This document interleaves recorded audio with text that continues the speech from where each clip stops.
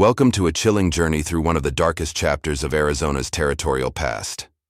Before we begin, I invite you to leave in the comments where you're watching from and the precise time you're listening to this narration. We're eager to know which corners of the world and what hours of day or night this grim tale reaches. In 1879, beneath the relentless sun of Tombstone, Arizona, a silver boomtown pulsed with ambition and lawlessness. Amid the clamor of saloons and the echo of gunfire, Elias Crowe, a soft-spoken Undertaker, operated a funeral parlor on Allen Street. To weary miners and drifters, his establishment offered solace, a dignified end in a town where death was commonplace. But beneath his polished veneer lay a horror unspoken. Some who entered Crowe's parlor were not dead when placed in their coffins. This is no mere tale, but a documented nightmare, pieced together from territorial archives and whispered accounts. Buried for decades, in Tombstone's chaotic streets where missing men were as common as dust, Crowe's respectable trade masked a monstrous enterprise, burying men alive for profit. What drove this somber figure to such depravity? How did his crimes go unnoticed, in a town where every shadow held a secret?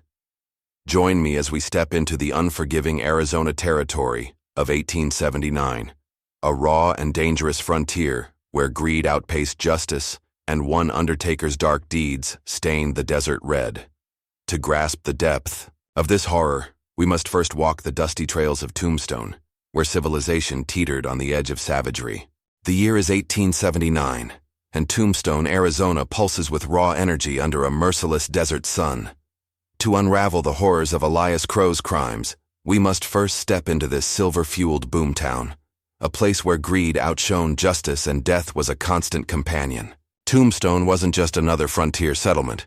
It was a crucible of ambition, violence, and shattered dreams, a perfect stage for a predator like Crowe to hide his dark deeds behind a mask of respectability. Let's walk the dusty streets of this lawless land, where the line between life and death was as thin as a desert breeze, and one man's funeral parlor concealed a chilling secret. Imagine Tombstone at its peak, born from a prospector's stubborn hope. In 1877, Ed Schieffelin, defying warnings that he'd find only his tombstone in the rugged hills, struck silver instead.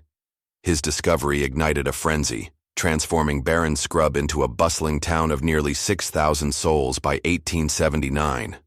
Miners, gamblers, merchants, and outlaws flocked to this patch of Arizona territory, drawn by the promise of riches from mines like the Tough Nut and Goodenough. The Arizona Historical Society records show these mines produced $2 million in silver that year, a fortune worth over $60 million today. This wealth drove a feverish pace, filling Allen Street with saloons, brothels, and gambling halls that never slept. Allen Street was Tombstone's lifeblood, a dusty stretch of wooden facades where lanterns flickered and chaos reigned. Saloons, like the Oriental, Crystal Palace, and Birdcage Theater, buzzed with miners flush with silver, card sharps chasing luck, and drifters with nowhere else to turn. Laughter, shouts, and the clink of whiskey glasses filled the air. But so did the crack of gunfire. The Tombstone Epitaph, a newspaper launched in 1879, reported 17 homicides that year, most unsolved, lost to the town's transient tide. Death came in many forms. Smallpox ravaged boarding houses, dysentery tainted the water, and mining accidents crushed men in collapsing shafts. The epitaph wrote, "Death is a frequent guest in Tombstone, and few linger to mourn the unmarked graves at Boot Hill." The Arizona Territory was a frontier barely held together. Established in 1863, it was a land where federal law felt like a distant rumor. Fort Huachuca, the nearest military post, sat 20 miles away, and the Southern Pacific Railroad wouldn't reach Tucson until 1880, leaving Tombstone cut off. Stagecoaches brought supplies and strangers, but order was scarce. A lone marshal and a few deputies struggled to police an area larger than some eastern states. The Apache Wars, led by figures like Cochise, simmered nearby, with raids reported as late as 1878, casting a shadow of fear. The epitaph captured it in its first issue. This is a land where men forge their own laws, or live without them. In this chaos, undertakers were essential. Tombstone's endless death toll demanded their craft, and Elias Crowe arrived in late 1878 to answer that call. He purchased a two-story building on Allen Street for $1,200 in cash, a hefty sum for a newcomer in a town built on credit, according to Cochise County records. Crowe's funeral parlor, its somber signs stark against the garish, saloon placards, promised dignity for the dead. He buried paupers for free, earning gratitude from miners and merchants alike. The epitaph in March 1879 praised him. Mr. Elias Crowe brings order to our wild settlement, ensuring even the poorest find rest. Crowe was a figure of mystery, cloaked in a black suit and quiet demeanor. In his late 30s, with a pale face and eyes that seemed to pierce through you, he moved with unsettling precision. A letter from merchant Samuel Holt, preserved at the University of Arizona, described him. Crowe is a quiet man, always gloved, his voice soft but heavy, like it carries secrets. Holt noted, he shuns saloons and socials, yet his parlor hums with work, for death never rests here. Crowe's charity, free burials, donations to community causes, disarmed suspicion, but his habits raised questions. He worked late into the night, his wagon often seen slipping out of town under moonlight, not to Boot Hill, but to the empty desert beyond. Tombstone's lawlessness was a predator's haven. Drifters poured in daily, prospectors with fresh claims, gamblers with winnings, merchants with bank drafts, many alone, their absences unnoticed in a town where men vanished like dust. The territorial census of 1870 showed no permanent residents in the area, and by 1879, Tombstone was a churning sea of strangers. A miner could disappear, thought to have chased a new claim or fallen to bandits with no one to care. The epitaph, in July 1879, wrote, "Another soul lost to the wilderness, his name forgotten, his story unwritten." This anonymity was Crowe's shield. Letting his deeds go unseen. The first whispers of doubt crept in during spring 1879. Mary Callahan, the keen-eyed saloon keeper at the Crystal Palace, wrote in her diary, later kept by the Arizona Historical Society, "Crowe's wagon moves at odd hours, always to the desert, no coffin in sight. He claims it's for supplies, but what undertaker seeks supplies in the dark?" Her words carried unease, hinting at a hidden purpose. Deputy John Clum, a man with a sharp eye, noted a troubling visit to Crowe's parlor in his journal, archived, in Tucson. He wrote, "I asked about a missing prospector, Thomas Hale.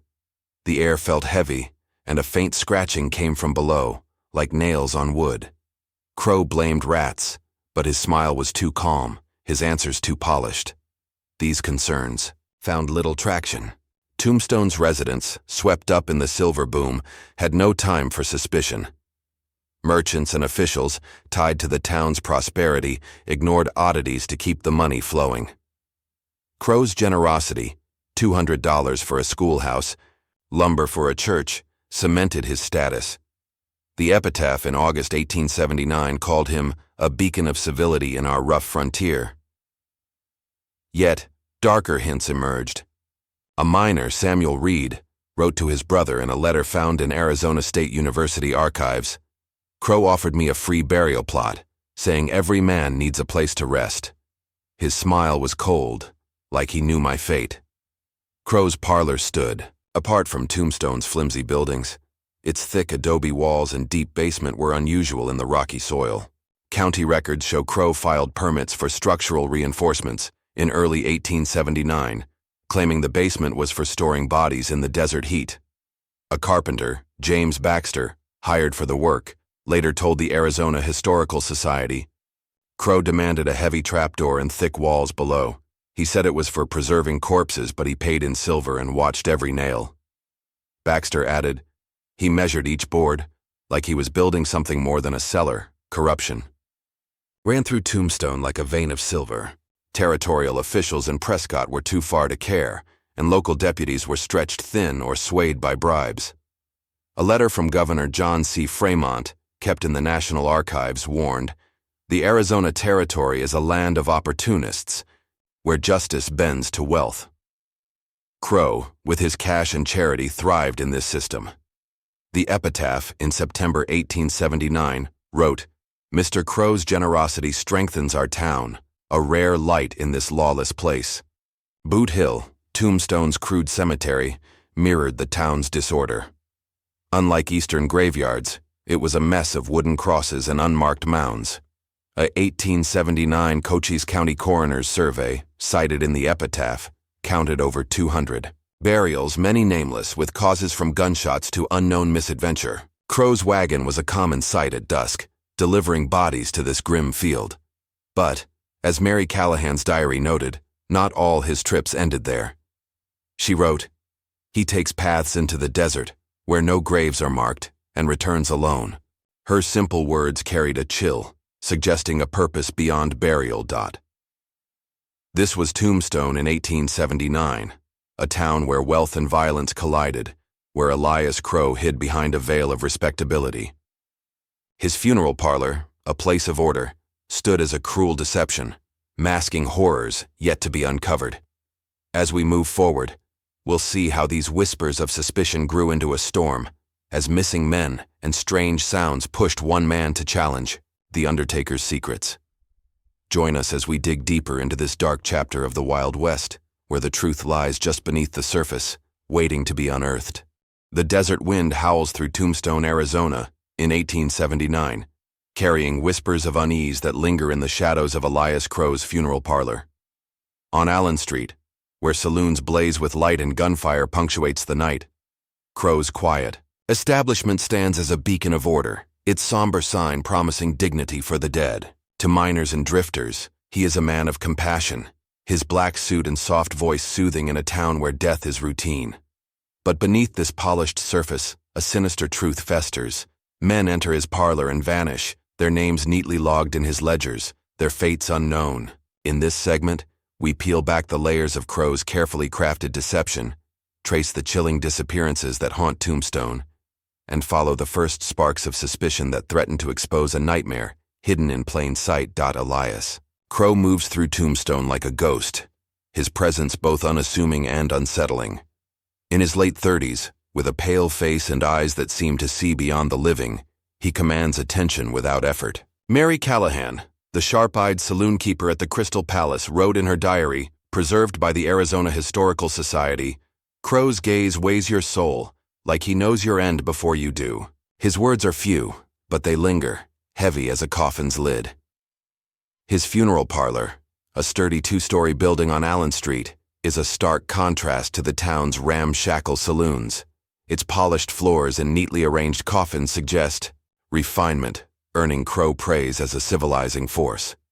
The Tombstone epitaph, in a June 1879 issue, declared, "Mr. Crowe's parlor brings a touch of grace to our wild frontier, honoring the fallen in a land where death is cheap." Crowe's reputation is no accident. He buries paupers without charge, a kindness that wins the hearts of Tombstone's working class. County records show he donated $200 to a schoolhouse fund in March 1879, worth over $6,000 today, and supplied lumber for a church steeple. These acts cloak him in respectability, shielding him from scrutiny in a town where influence is often bought. Samuel Holt, a merchant, wrote in a letter kept at the University of Arizona, "Crowe's generosity is a rare light in this dark place. He buried my partner, dead of fever, for free, asking only that I spread word of his services." But Holt added, "His eyes lingered too long, like he was measuring me for a grave." The parlor itself is a fortress of secrets. Unlike Tombstone's flimsy wooden shops, its thick adobe walls and deep basement hint at a purpose beyond burials. James Baxter, a carpenter hired to reinforce the structure in early 1879, later told the Arizona Historical Society, "Crowe insisted on a heavy trap door for the basement, strong enough to silence any sound. He said it was for storing bodies, but he paid in silver and watched every nail we drove." Baxter's account, recorded years later, noted, "The basement was too deep, with a narrow passage I wasn't allowed to see." Crowe's ledgers, kept with chilling precision, list every burial even for unknowns, a habit that stands out in a town where records are scarce. Deputy John Clum's journal, archived in Tucson, remarked, "Crowe's books note names and dates for men no one saw dead. His order feels unnatural in this chaotic place." By spring 1879, a grim pattern emerges. Men, solitary, often wealthy, enter Crowe's parlor and disappear. Tombstone's transient population makes these absences easy to dismiss, but the numbers grow. Thomas Hale, a 32-year-old prospector from Missouri, arrived in April with a claim worth $3,000, according to a Cochise County deed. He was last seen at Crowe's parlor, arranging a burial for a friend killed in a mine collapse. Hale never claimed his deed, his name logged in Crowe's ledger as buried, April 20th, cause unknown. Jacob Reed, a gambler who won $1,500 at the Oriental Saloon, visited Crowe's parlor in late April to pay respects to a friend. He vanished, his winnings unclaimed, his name recorded as buried, April 28th, sudden illness. The epitaph, in a May 1879 notice, wrote, "Another wanderer lost to the desert, his fate known only to the Undertaker's pen." These vanishings barely ripple in Tombstone's frenzy. The silver boom consumes the town, and residents shrug off missing drifters as men who moved on or fell to bandits. The town's law enforcement, a handful of deputies stretched thin, has no time for transients. But John Clum, a deputy with a keen eye, feels the weight of doubt. His journal, dated June 3, 1879, describes a visit to Crowe's parlor to ask about Hale. He wrote, "The air was thick, and a faint scratching came from below, like fingers clawing wood. Crowe blamed rats, but his calm felt too perfect, his answers too smooth. Clum's unease grows, but he lacks the power to act alone. The town's marshal, swayed by Crowe's donations, dismisses his concerns, saying missing men are as common as dust. Mary Callahan's diary offers another clue. On May 18, 1879, she wrote, "Crowe's wagon leaves town at midnight, no coffin aboard, heading to the desert beyond Boot Hill. He claims it's for supplies, but what supplies come from empty sands?" Her entry added, "A miner saw Crowe digging near the Huachuca foothills at dusk, alone. Crowe said it was a pauper's grave, but the miner swore the ground trembled, as if alive." Callahan, ever observant, noticed Crowe's wealth growing beyond an undertaker's means. She wrote, "He wears suits from San Francisco, paid in gold coin, yet burials don't bring such riches in Tombstone." Crowe's influence runs deep. County records show he loaned $500 to a deputy marshal in July 1879, worth $15,000 today. This financial grip keeps officials at bay, ensuring his parlor remains untouched. Samuel Holt's letter, dated July 10, 1879, hinted at unease. Crowe dines with the mayor and lends money to deputies. His parlor is a vault no one questions, though I've seen men enter and never leave. Holt added, "He offered me a free plot at Boot Hill, saying it's wise to plan ahead. His smile chilled my blood." Crowe's methods are chillingly precise. His ledgers, later examined by historians, contain cryptic notes alongside burial entries. A 1905 University of Arizona study decoded one. Th. April 20th, high quality, processed efficiently, yield $3,000 in claim deeds. Another for Jacob Reed read, Jr. April 28th, sudden disposal, $1,500 secured. No inquiries. These notes reveal a cold efficiency, targeting solitary men, drifters, gamblers, prospectors, whose absences spark no alarm. Crowe lures them with offers of secure storage or burial services, exploiting Tombstone's indifference to build his dark trade. The town's silence fuels Crowe's crimes. Residents, tethered to the silver boom, ignore oddities to keep the money flowing. A saloon patron, quoted in a 1901 Arizona Historical Society report, said, "We knew something was off with Crowe. Men went into his parlor and didn't come out, but we stayed quiet. His money built our school, and in Tombstone, you didn't cross a man who paid." This complicity, driven by greed, lets Crowe's horrors grow unchecked, his parlor a trap veiled in charity. By summer 1879, more disturbing signs appear. Henry Baxter, a stagecoach driver, shared a troubling encounter with Clum, recorded in Clum's journal on August 2, 1879. "I saw Crowe's wagon near the San Pedro River, digging in the dark. No cemetery lies there, just sand and mesquite. I heard a faint cry like a man trapped, but I kept driving. Nobody questions Crowe. Baxter's fear mirrors Tombstone's unspoken rule. Mind your own business, or risk becoming another lost soul. Crowe's parlor, with its sealed basement and heavy trapdoor, is the heart of his operation. A 1955 Arizona State University excavation revealed its secrets. A reinforced chamber with iron rings in the walls, suggesting restraints, and a narrow tunnel leading to the desert.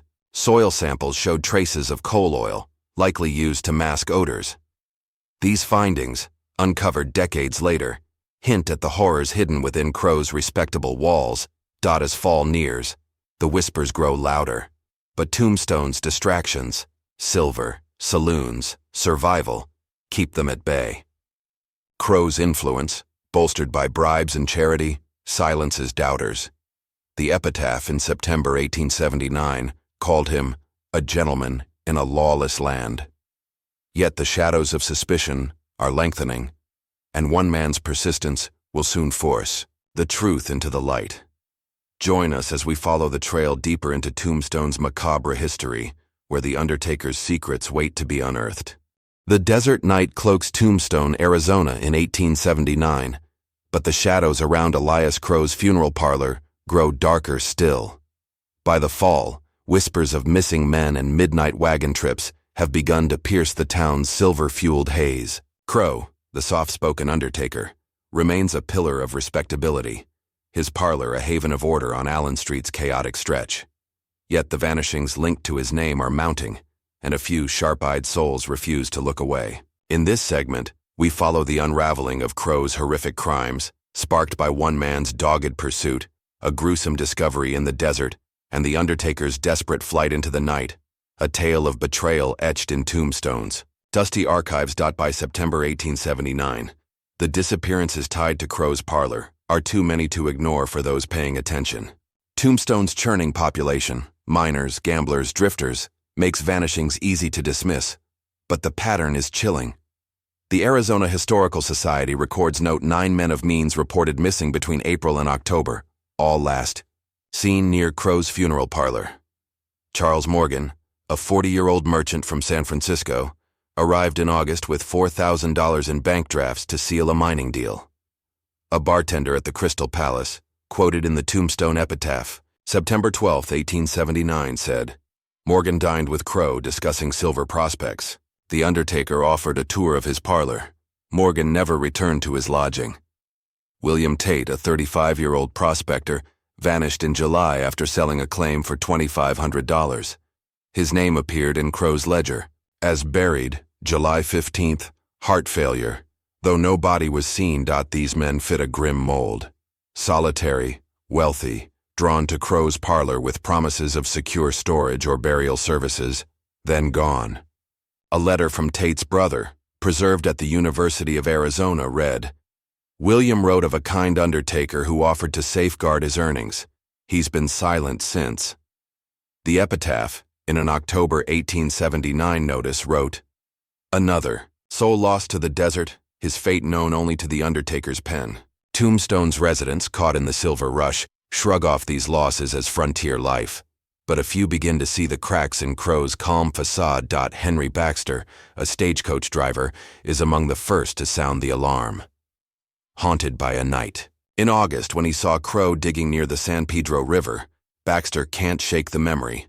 In a journal entry, later archived in Tucson, dated September 5, 1879, he wrote, "Crowe's wagon moved under moonlight, far from any graveyard. I heard a faint cry, like a man trapped, but I drove on, cursing my cowardice."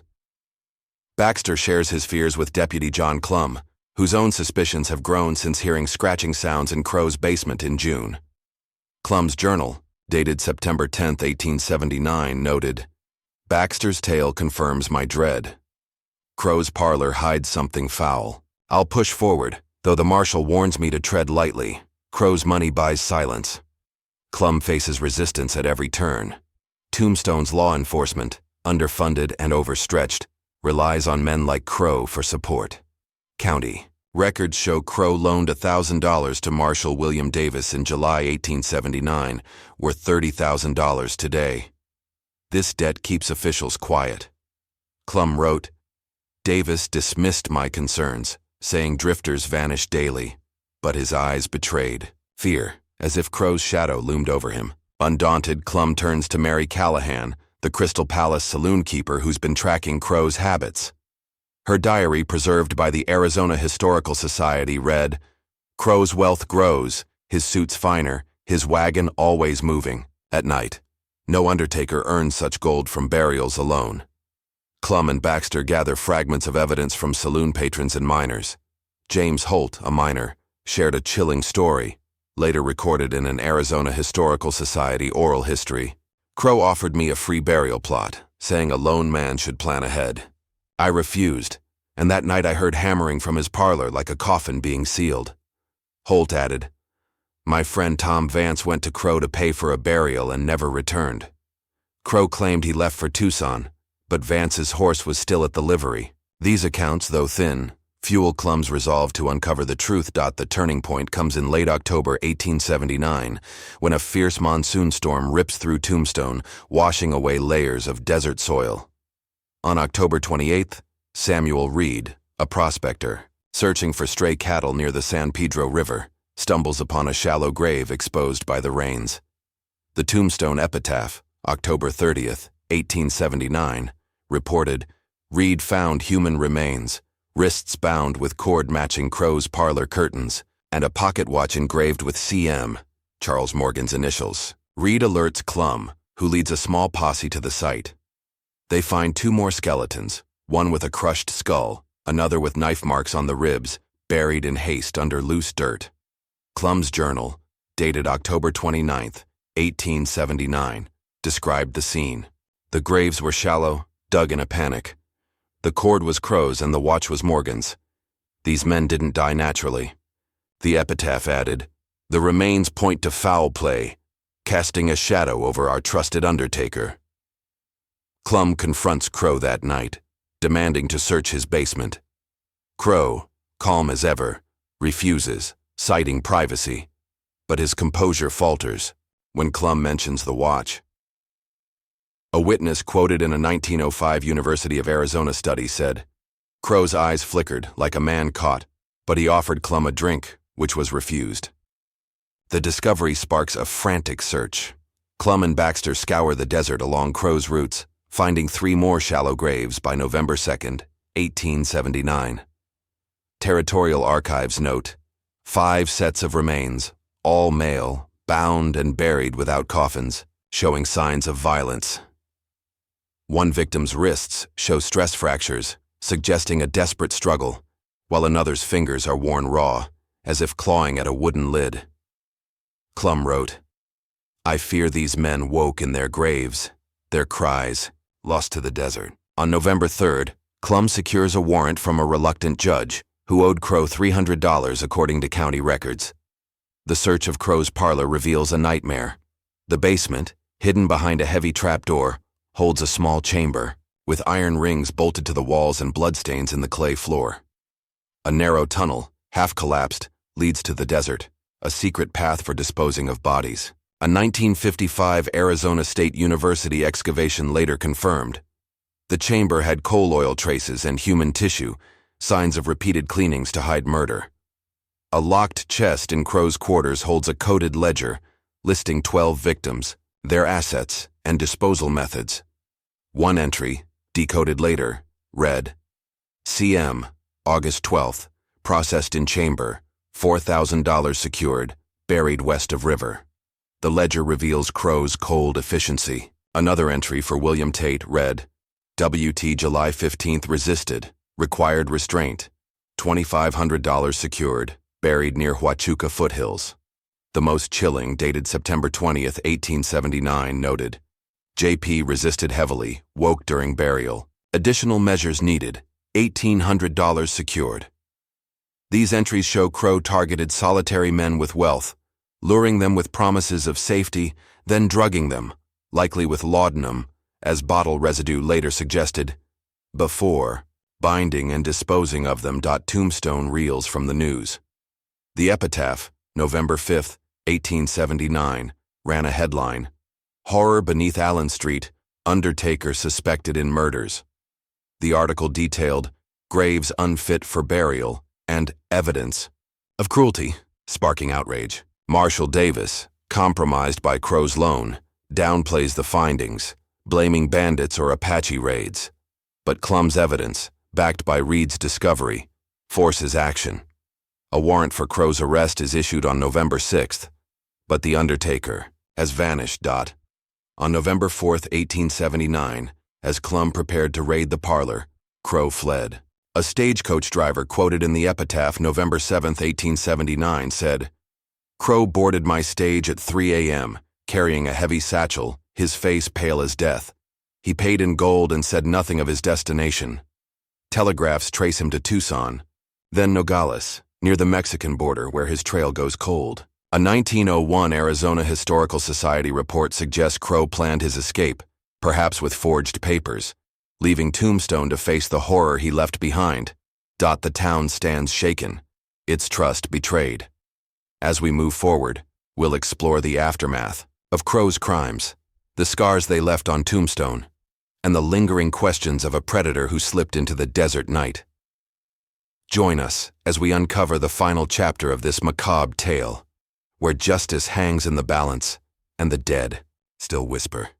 The desert wind carries a chill through Tombstone, Arizona, in November 1879, as the truth about Elias Crowe's crimes rips through the town like a storm. The Undertaker's funeral parlor, once a symbol of dignity on Allen Street, now stands as a monument to betrayal, its hidden basement chamber a testament to unspeakable horrors. The discovery of shallow graves, a coded ledger, and evidence of men buried alive has shattered Tombstone's fragile trust. In this final segment, we trace the aftermath of Crowe's atrocities, the town's struggle with its own complicity, the desperate hunt for a predator who vanished into the night, and the haunting legacy that lingers in Arizona's history, pieced together from dusty archives and whispered tales that refuse to die. The revelation of Crowe's crimes sends shockwaves through Tombstone. The Tombstone epitaph, on November 7, 1879, blares a headline: "Undertaker's Grisly Deeds Unearthed, a Town Betrayed." The article details 5 shallow graves, a secret basement chamber, and a ledger implicating Crowe in at least 12 murders with stolen assets totaling $25,000, worth over $750,000 today. The details are gruesome: bound wrists, claw-marked bones, and signs that some victims woke in their coffins, their final moments a nightmare of suffocation. A saloon patron quoted in a 1901 Arizona Historical Society oral history recalls, "Folks gathered outside Crowe's parlor, some shouting for justice, others wanting to torch the place. It felt like his evil had poisoned us all." The epitaph adds, "Our faith in Elias Crowe, a man we called friend, lies broken. His charity a cruel mask for murder. Deputy John Clum, whose relentless pursuit exposed Crowe, becomes an unlikely hero." His journal, archived in Tucson, dated November 8, 1879, captures the town's mood. Tombstone reels like a wounded beast. Men who praised Crowe now curse his name, but their silence before let him prey unchecked. Clum's investigation, detailed in territorial records, confirms 5 victims: Charles Morgan, a merchant with $4,000 in bank drafts; William Tate, a prospector with a $2,500 claim; Thomas Hale, a prospector with a $3,000 deed; Jacob Reed, a gambler with $1,500 in winnings; and James Pierce, an investor last seen September 20.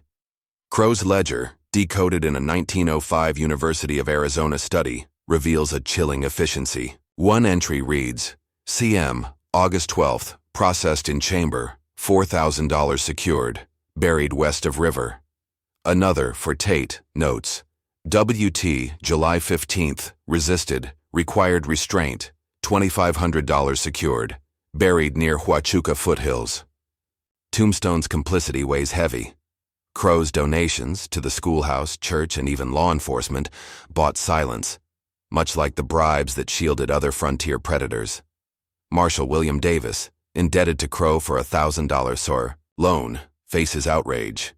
The epitaph, November 10, 1879, demands his resignation, stating, "Our marshal's inaction, swayed by silver, cost lives. Justice must not kneel to wealth." Davis steps down days later, replaced by a Tucson marshal, but the stain remains. Samuel Holt, a merchant, wrote in a letter preserved at Arizona State University, dated November 12, 1879. "We all took Crowe's money, school, church, deputies. His gold blinded us, and now we see the blood it hid." Holt's words reveal a town that traded vigilance for prosperity, allowing Crowe to thrive. The pursuit of Crowe is a race against time. After his flight on November 4, 1879, territorial telegraphs trace him to Tucson, then Nogales near the Mexican border. Clum leads a posse searching stagecoach routes in border towns, but Crowe's trail vanishes. A stagecoach driver quoted in the epitaph, November 7, 1879, says, "Crowe boarded my stage at 3 a.m., a heavy satchel in hand, his face pale as death. He paid in gold and spoke of Mexico, then fell silent." A 1901 Arizona Historical Society report suggests Crowe planned his escape, possibly with forged papers leaving no trace. Clum's journal, November 20, 1879, laments, "Crowe slipped through our hands, like dust in this cursed desert. His wealth bought him freedom, while his victims lie in unmarked graves. The hunt stretches beyond Arizona." Territorial Governor John C. Fremont issues a $500 reward for Crowe's capture, worth $15,000 today, as noted in a December 1879 proclamation archived in the National Archives. Notices reach San Francisco, St. Louis, and New Orleans, where a letter found in Crowe's parlor hints at a brother. The San Francisco Chronicle, December 5, 1879, writes, "The Tombstone fiend, Elias Crowe, remains at large, his crimes a scar, on Arizona's honor." Despite these efforts, no confirmed sightings emerge. A 1905 University of Arizona study speculates Crowe died in Mexico under an alias, but the truth remains elusive, leaving Tombstone with a wound that won't heal. Crowe's parlor becomes a grim relic. By November 10, 1879, its doors are boarded up. As the epitaph notes, the once respected establishment stands empty, shunned by all, a reminder of our folly. A 1955 Arizona State University excavation uncovers chilling details. The basement chamber, with iron rings for restraints, bloodstains in the clay, and a collapsed tunnel to the desert. Soil samples show laudanum and coal oil traces, suggesting Crowe drugged victims and cleaned his chamber to mask odors. James Baxter, the carpenter who worked on the parlor, told the Arizona Historical Society in 1901, "We found a coffin in the basement, sealed tight with scratches inside. I pray it was empty, but I fear it held a man who woke too soon." These findings confirm the ledger's horrors, including entries of live burials.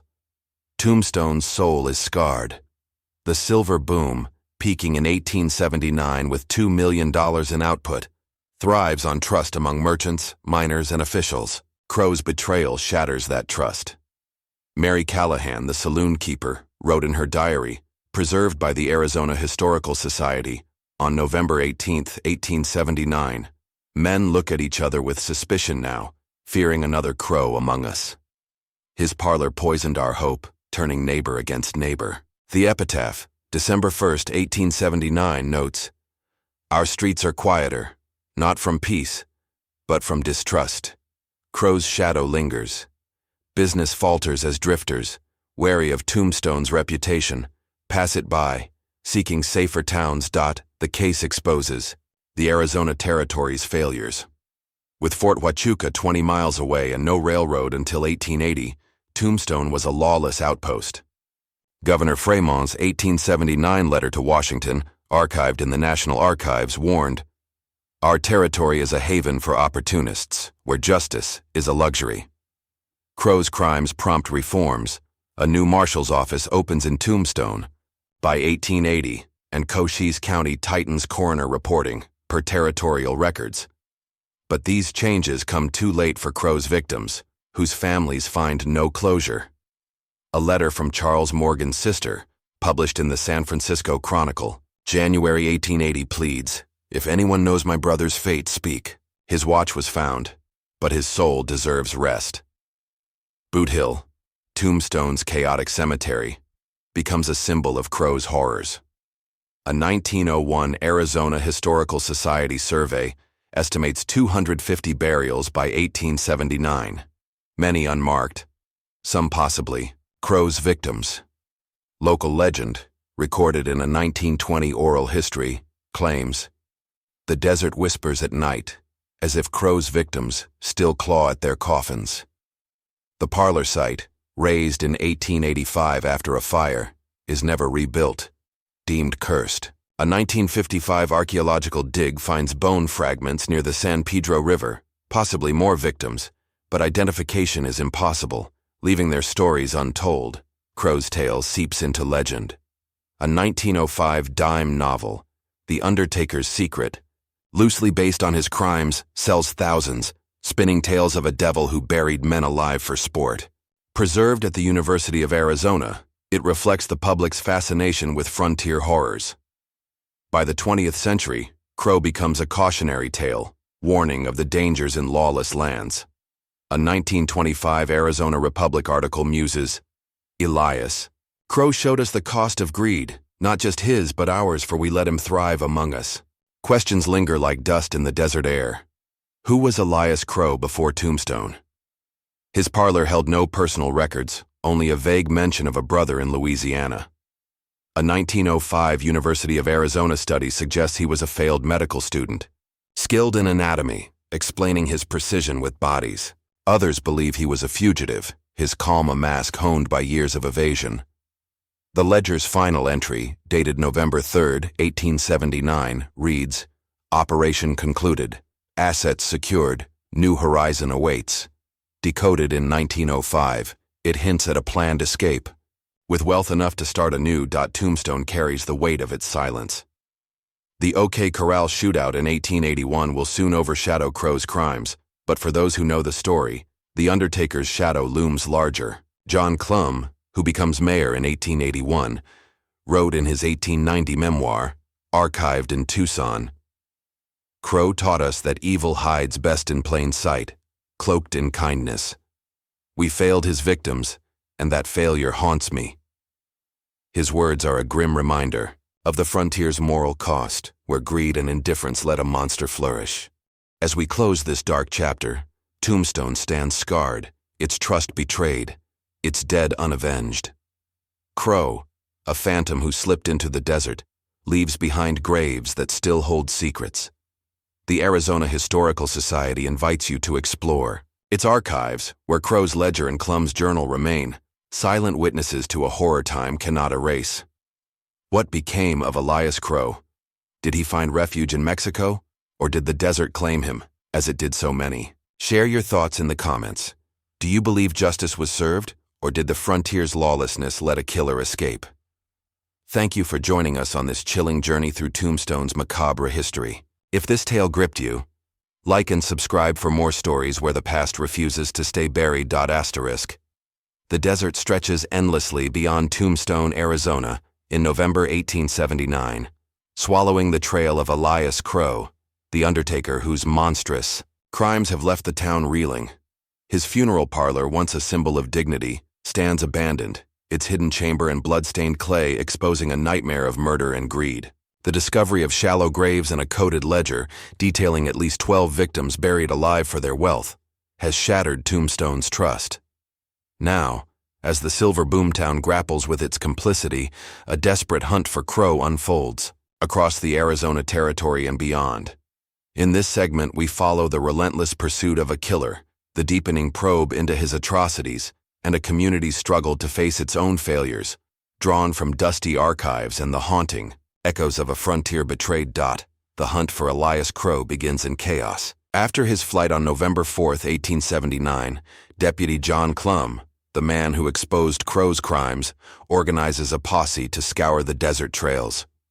Territorial telegraphs, preserved in the Arizona Historical Society archives, trace Crowe's last known movements to Tucson, then Nogales, near the Mexican border. A stagecoach driver, quoted in the Tombstone epitaph November 7, 1879, recalls, Crowe boarded my stage at 3 a.m., a heavy satchel in his grip, his face pale as moonlight. He paid in gold coins, more than the fare, and spoke of Mexico, before falling silent. Clum's posse searches stagecoach stops and border outposts, but the Undertaker's trail vanishes like dust in the wind. Clum's journal, archived in Tucson dated November 10, 1879, captures his frustration. Crowe is a shadow, slipping through our fingers. His wealth buys silence, and the desert hides his path. The Arizona Territory's lawlessness hampers the pursuit. With no railroad until 1880, and Fort Huachuca 20 miles away, Tombstone relies on telegraphs and horse-bound posses to chase a fugitive across vast, unforgiving terrain. Territorial Governor John C. Fremont issues a $500 reward for Crowe's capture, equivalent to $15,000 today, according to a December 1879 proclamation in the National Archives. Notices are sent to San Francisco, St. Louis, and New Orleans, where a letter found in Crowe's parlor hints at a brother. The San Francisco Chronicle, December 5, 1879, reports, "The Tombstone fiend, Elias Crowe, remains at large, his crimes a stain on the territory's honor." A saloon keeper in Nogales, quoted in a 1901 Arizona Historical Society oral history, claims, "A man matching Crowe's description passed through, paying for silence with a gold watch. He spoke of a ship to South America, but I never saw him again." These fleeting leads fade, leaving Clum with little but speculation. Back in Tombstone, the investigation deepens. Clum, now leading the effort with a new marshal from Tucson, digs into Crowe's ledger, a chilling record of his crimes. Decoded by a University of Arizona scholar in 1905, the ledger lists 12 confirmed victims, their assets, and disposal. Methods: Charles Morgan, a merchant, yielded $4,000 in bank drafts. William Tate, a prospector, $2,500 in claim deeds. Thomas Hale, $3,000. Jacob Reed, $1,500 in gambling winnings. And James Pierce, an investor, $1,800. The most disturbing entry, dated September 20th, 1879, reads, "J.P. resisted heavily, woke during burial. Additional measures needed, $1,800 secured." Clum's journal, November 12, 1879, notes, "The ledger reads like a butcher's tally, each name a life reduced to coin. I fear there are more we'll never know." The physical evidence is equally grim. A second search of Crowe's parlor, conducted November 8, 1879, uncovers more horrors in the basement chamber.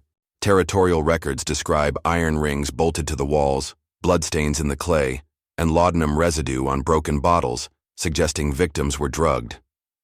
A 1955 Arizona State University excavation confirms a narrow tunnel leading to the desert, lined with coal oil to mask odors. A carpenter, James Baxter, who worked on the parlor, told the Arizona Historical Society in 1901, "We found a sealed coffin in the basement, scratches carved inside, as if someone fought to escape. I can't sleep thinking of the man trapped within."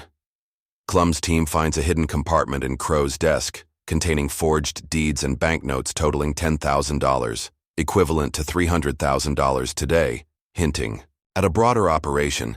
Clum seeks answers about Crowe's methods. Territorial coroner reports, preserved in Cochise County archives, describe victims' remains, wrists with stress fractures, suggesting they struggled while bound, rib cages with knife marks, and fingers worn to the bone, as if clawing at coffin lids. A chemist from Tucson, consulted in December 1879, confirms laudanum traces in soil samples, indicating Crowe drugged his victims to subdue them before binding and burying them. The epitaph, November 15, 1879, reports, "The Undertaker's crimes reveal a calculated cruelty, exploiting Tombstone's chaos to prey on the unwary." Clum writes, "Crowe turned his parlor into a slaughterhouse, his charity a lure for men who trusted him." Tombstone's residents grapple with their role in enabling Crowe. His donations, $200 to a schoolhouse, lumber for a church, a $1,000 loan to Marshall Davis, bought loyalty. The epitaph, November 10, 1879, demands accountability. "Our leaders took Crowe's silver, ignoring the blood it hid. We must answer for our silence."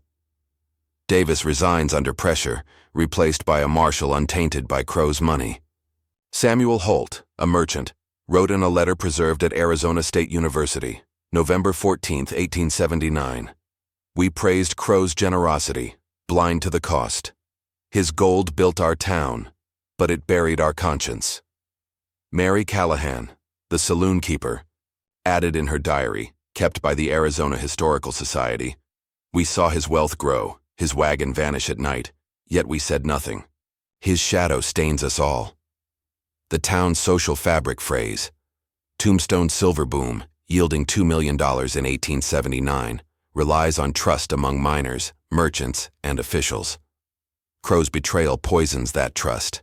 The epitaph, December 1, 1879, notes, our streets are hushed, not with peace, but with suspicion. Men fear another Crowe among them. Drifters bypass Tombstone, wary of its tainted reputation, hurting saloons and shops. A miner, quoted in a 1901 Arizona Historical Society report, said, I avoid Allen Street now. Crowe's parlor sits empty, but it feels alive, watching us. The town's cemetery, Boot Hill, becomes a grim reminder, with over 250 burials by 1879, many unmarked, some possibly Crowe's victims. According to a county survey, Clum pushes for justice beyond Tombstone. He writes to federal authorities in Washington, as noted in territorial correspondence archived in the National Archives, urging a wider manhunt. A December 1879 letter from Governor Fremont pleads, the territory lacks the means to chase a fugitive like Crowe. Federal aid is our only hope. Responses are slow, with Washington distracted by Eastern politics. Clum's journal, December 15, 1879, laments, the government cares little for our desert troubles. Crowe's victims cry for justice, but the law is too far away. Rumors. Swirl of Crowe's fate. A Tucson merchant claims he boarded a ship in Guaymas, Mexico. A New Orleans paper reports a man resembling Crowe living under a false name. None are confirmed, leaving Clum chasing ghosts. The investigation uncovers more about Crowe's past, though much remains shrouded. A 1905 University of Arizona study suggests he was a failed medical student from Louisiana, skilled in anatomy, explaining his precise handling of bodies. A letter, in his parlor, addressed to a brother in New Orleans, hints at a hidden life, but no records confirm his origins. The ledger's final entry, dated November 3, 1879, reads, Operation concluded. Assets secured. New horizon awaits. Decoded in 1905, it suggests Crowe planned his escape, amassing wealth to vanish. Clum writes, Crowe was no ordinary killer. He built a machine of death, and we let it run. Tombstone's leaders attempt reform. By January 1880, a new marshal's office is established, and Cochise County mandates stricter coroner reporting, per territorial records. These changes aim to prevent another Crowe, but they feel hollow to victims' families. A letter from Charles Morgan's sister, published in the San Francisco Chronicle, January 1880, begs, Tell me where my brother lies. His watch was found, but his fate is a void. Similar pleas from families of Tate, Hale, Reed, and Pierce go unanswered, their loved ones reduced to ledger entries. The parlor's legacy darkens Tombstone's lore. By 1880, it's a shunned ruin, its doors boarded, its windows dark. The epitaph, January 5, 1880, writes, Crowe's establishment is a cursed place, avoided by all who know its secrets. A fire in 1885 destroys the building, and the site remains vacant, deemed unlucky. A 1955 Arizona State University excavation finds bone fragments near the San Pedro River, possibly more victims, but time erases their identities. Local legend, recorded in a 1920 oral history, claims, Boot Hill weeps at night, as if Crowe's victims still scratch at their graves. Crowe's story spreads beyond Tombstone. A 1905 dime novel, The Undertaker's Secret, preserved at the University of Arizona, spins a sensational tale of a devil who buried men alive for pleasure.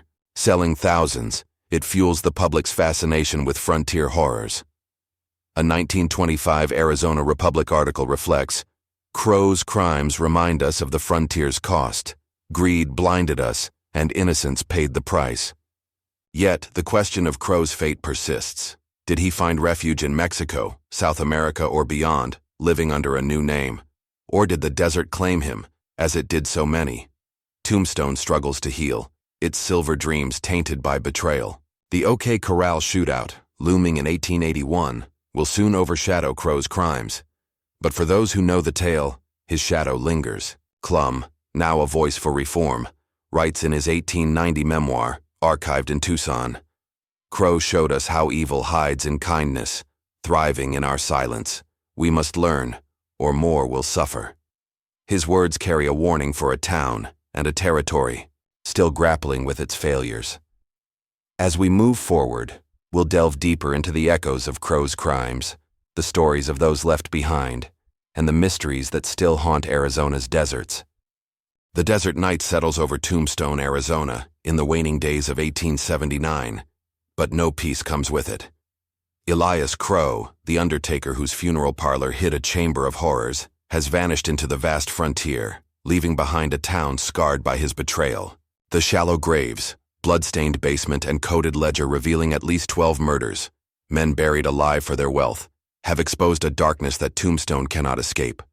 As the hunt for Crowe fades into dead ends, the town faces its own reckoning, grappling with the cost of its silence and the ghosts of those who trusted the Undertaker. In this final segment, we explore the unresolved fate of Elias Crowe, the lasting wounds on Tombstone's soul, the lessons carved into the Arizona territory, and the chilling myths that keep his story alive, drawn from dusty archives and whispers that echo through the desert. The pursuit of Elias Crowe, once a beacon of hope for justice, sputters in the face of the frontier's vastness. After his flight on November 4, 1879, Deputy John Clum's posse chased leads to Tucson and Nogales, only to find the trail cold at the Mexican border. The Tombstone epitaph, November 15, 1879, quotes a stagecoach driver, Crowe boarded my stage in the dead of night, a satchel heavy with coin, his eyes hollow. He paid in gold and mentioned Mexico, then said no more. Territorial telegraphs, preserved in the Arizona Historical Society archives, track fleeting sightings, a man matching Crowe's description in Guaymas, another in Hermosillo, but none are confirmed. Clum's journal, archived in Tucson, dated December 20, 1879, reflects his despair. The desert swallowed Crowe as it does so many. His wealth bought him a new life, while his victims lie forgotten. Governor John C. Fremont's $500 reward, worth $15,000 today, sparks little progress, as noted in a December 1879 proclamation in the National Archives. Notices reach San Francisco, St. Louis, and New Orleans, where a letter in Crowe's parlor hinted at a brother. The San Francisco Chronicle, January 10, 1880, laments, "The Tombstone killer, Elias Crowe, mocks justice, his whereabouts a mystery." A 1901 Arizona Historical Society report speculates Crowe used forged papers, prepared in advance, to vanish into Mexico or beyond, perhaps South America. A Tucson merchant quoted in the same report claims, "A man like Crowe, pale and quiet, passed through with a gold watch speaking of a ship. I didn't ask questions. His kind pay for silence." These fragments taunt Clum, who writes, "Every lead is a shadow, every rumor a dead end." Crowe planned his escape as carefully as his murders. In Tombstone, the investigation presses on, seeking answers about Crowe's victims and methods. Clum, now working with a new marshal, re-examines the ledger, decoded in a 1905 University of Arizona study. It lists 12 confirmed victims, their assets meticulously tallied. Charles Morgan, $4,000 in bank drafts. William Tate, $2,500 in claim deeds. Thomas Hale, $3,000. Jacob Reed, $1,500 in winnings. James Pierce, $1,800, and 7 others, totaling $25,000, or $750,000 today. The most chilling entry, dated September 20, 1879, reads, "J.P. resisted heavily, woke during burial. Additional measures needed, $1,800 secured." Clum's journal, November 25, 1879, notes, "Each name is a life stolen, reduced to a line in Crowe's book. I fear there are more, buried where no one will look." The physical evidence paints a grim picture. A third search of Crowe's parlor, on November 12, 1879, uncovers a hidden cache of laudanum bottles, forged deeds, and banknotes worth $10,000 per territorial records. The basement chamber, with iron rings and bloodstains, reveals a tunnel to the desert, confirmed by a 1955 Arizona State University excavation. Soil samples show coal oil and human tissue, signs of repeated cleanings to hide murder. James Baxter, the carpenter who built the parlor's trapdoor, told the Arizona Historical Society in 1901, "We found a coffin in the basement, its lid scratched raw inside, as if a man fought to breathe. I see it in my dreams." Coroner reports, preserved in Cochise County archives, describe victims' remains. Wrists fractured from struggling against cords, ribs scarred by knives, fingers worn to bone from clawing at coffin lids. A Tucson chemist, in December 1879, confirms laudanum in the soil, suggesting Crowe drugged his victims to subdue them. Tombstone's residents confront their own guilt.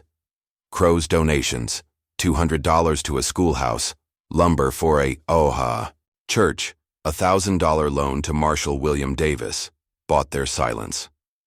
The epitaph, November 20th, 1879, demands reckoning. "We took Crowe's silver, ignoring the blood it concealed. Our greed let a monster thrive." Davis's resignation fails to quell the anger. Mary Callahan, the saloon keeper, wrote in her diary, preserved by the Arizona Historical Society, on November 22, 1879, "We saw Crowe's wagon slip into the night, his wealth grow beyond reason, yet we stayed quiet. His crimes are our shame." Samuel Holt, a merchant, echoed in a letter kept at Arizona State University, "Crowe's gold built our town, but it buried our honor. We looked away, and men died. The town's trust is shattered." The silver boom, producing $2 million in 1879, depends on bonds between miners, merchants, and officials. Crowe's betrayal poisons those bonds. The epitaph, January 5, 1880, writes, "Our streets are silent, not from calm, but from fear. Who else hides evil behind a kind face? Drifters avoid Tombstone, spooked by its reputation, hurting saloons and shops." A miner, quoted in a 1901 Arizona Historical Society report, said, "I steer clear of Allen Street. Crowe's parlor is gone, but its shadow watches us still." Boot Hill, with over 250 burials by 1879, many unmarked, becomes a grim symbol. Some graves possibly hiding more of Crowe's victims, per a county survey. Efforts to reform take root, driven by shame. By January 1880, Tombstone establishes a new marshal's office, and Cochise County mandates stricter coroner reporting, according to territorial records. Clum writes to federal authorities, per National Archives correspondence, urging stronger oversight. Governor Fremont's 1880 letter to Washington pleads, "The territory is a wilderness where predators like Crowe flourish. We need law, not promises." But Washington, focused on Eastern affairs, offers little. Clum's journal, January 15, 1880, reflects, "The government ignores our cries, as if our dead don't matter. Crowe's victims beg for justice, but the law is too distant. The victims' families face an agonizing void." A letter from Charles, Morgan's sister, published in the San Francisco Chronicle, January 1880, pleads, "Tell me where my brother rests. His watch was found, but his fate is a wound that won't heal." Similar letters from families of Tate, Hale, Reed, and Pierce flood the epitaph, but no answers come. The ledger names 7 other victims, their identities unclear, their kin left searching. A 1905 University of Arizona study estimates 15 to 20 victims, based on ledger patterns and unclaimed deeds, but many remain nameless, their stories buried with them. Crowe's parlor, boarded up by December 1879, becomes a cursed relic. The epitaph, January 10, 1880, writes, "The Undertaker's den stands empty, a tomb for our trust. A fire in 1885 razes it, and the site remains vacant, shunned as haunted. A 1955 Arizona State University dig finds bone fragments near the San Pedro River, possibly more victims, but time obscures their identities. Local legend, recorded in a 1920 oral history, claims Boot Hill moans at night, as if Crowe's victims still claw at their graves. These tales keep the horror alive, a wound in Tombstone's memory. Crowe's story spreads beyond the territory, fueling fascination. A 1905 dime novel, The Undertaker's Secret, preserved at the University of Arizona, sells thousands, painting Crowe as a devil who buried men alive for sport. A 1925 Arizona Republic article reflects, Crowe's crimes remind us of the frontier's price, greed blinded us, and innocence suffered. His tale becomes a cautionary legend, warning of evil cloaked in kindness. A 1930 Tombstone oral history adds, old-timers say Crowe's ghost haunts the desert. His satchel, still heavy with stolen gold. Who was Elias Crowe? The question gnaws at historians. No records predate his 1878 arrival in Tombstone. A 1905 University of Arizona study suggests he was a failed medical student from Louisiana, his anatomical skill explaining his precise methods. The letter mentioning a brother in New Orleans hints at a hidden past, but no trace is found. Some believe he was a fugitive, his calm demeanor a mask honed by years of evasion. The ledger's final entry, November 3, 1879, reads, Operation concluded. Assets secured. New horizon awaits. Decoded in 1905, it suggests Crowe planned to vanish. His wealth, possibly $30,000, nearly $1 million today, enough to start anew. Tombstone's scars endure. The OK Corral shootout in 1881 overshadows Crowe's crimes, but for those who know, his shadow looms larger. John Clum, now mayor, wrote in his 1890 memoir, archived in Tucson, Crowe showed us how evil thrives, in silence, hiding in plain sight. We failed his victims, and that failure defines us. His words echo a town forever changed, its silver dreams tainted by blood. The Arizona Historical Society preserves Crowe's ledger and Clum's journal, relics of a horror that time cannot bury. Did Crowe escape to a new life, or did the desert claim him, as it did so many? Share your thoughts in the comments. Does the frontier's lawlessness excuse Tombstone's silence, or should justice have prevailed? Like and subscribe for more tales where the past refuses to stay buried, and join us as we uncover other dark corners of history's forgotten chapters.